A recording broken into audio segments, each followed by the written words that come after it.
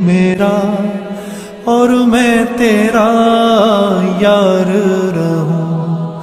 مجھ کو فقط تجھ سے ہو محبت خلق سے۔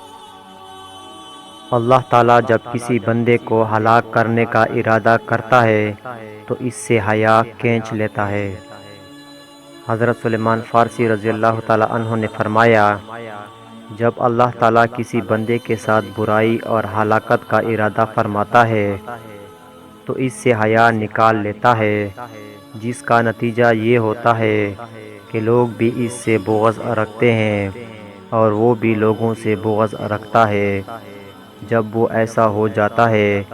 تو پھر اس سے رحم کرنے اور ترس کھانے کی صفت نکال دی جاتی ہے، جس کا نتیجہ یہ ہوتا ہے کہ وہ بد اخلاق، اکڑ طبیعت اور سخت دل ہو جاتا ہے۔ جب وہ ایسا ہو جاتا ہے تو اس سے امانت داری کی صفت چھین لی جاتی ہے،